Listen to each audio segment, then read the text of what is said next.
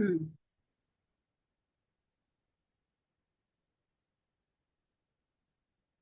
చెప్పు. లక్ష్మి చెప్పేసాను లక్ష్మి, నేను చూసుకోలేదు, అది ఆఫ్ అయిపోయింది అందుకని. ఓకే. అయిపోయింది. సో రామలక్ష్మి గారు మీరు చెప్తారా? ఆ, నమస్తే మేడం.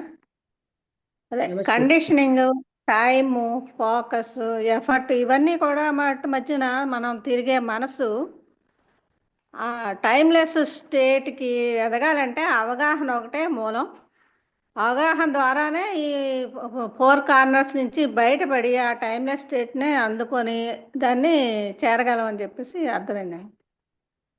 అంటే ఏదో సమయంతో కాదు, మనం సమయంతో ఏంటంటే కాదు, ఫోకస్తో కాదు, ఎఫర్ట్తో కాదు, వీటితోటి conditioning mind, already conditioned mind ఈ మధ్యలోనే తిరుగుతూ ఉంటుంది. దాంట్లోంచి బయటపడితే కానీ ఆ టైమ్లెస్నెస్ని అందుకోలేం. అది తర్వాత అంతే. మనం నిగ్రహిస్తున్న కొద్దీ దానికి బలం పెరిగిపోతుంది అంటున్నారు, పవర్ పెరిగిపోతుంది మెకానికల్ థింగ్ కి అని. అవును. మనం అవునండి. దాన్ని అణిచేస్తున్న కొద్దీ దాని పవర్ పెరిగిపోతుంది. అవునండి. Yes madam. అంటే ఇప్పుడు నాకు ఇలా, నేను ఇవాళ ఇలా ఉండకూడదు, నేను డ్రింక్ చేయకూడదు, స్మోక్ చేయకూడదు, గట్టిగా అలా అనుకుంటున్న కొద్దీ దాని పవర్ పెరిగిపోతుంది. అదే ఎఫర్ట్ వల్ల రిజల్ట్ కాదు, అది అది అవగాహన వల్ల ఉమ్. రిజల్ట్. రమణ మీరేమైనా మాట్లాడతారా? అర్థమైందా? అర్థమైందమ్మా.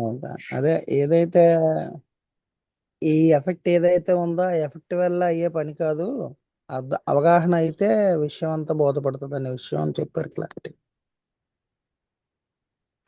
ఉమ్. అంటే ఆదర్శాల వల్ల కూడా నేను హింసాత్మకంగా ఉండను అనేది ఒక ఆదర్శం. అలా అనుకోవడాల వల్ల అవును, మనం ఏమీ పొందలేం. ఏమి పొందలేం. ఓకే, అయితే క్లోజ్ చేసినా.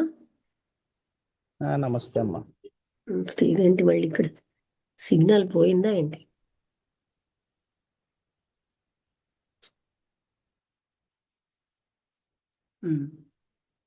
ఓకే, క్లోజ్ చేస్తున్నాను.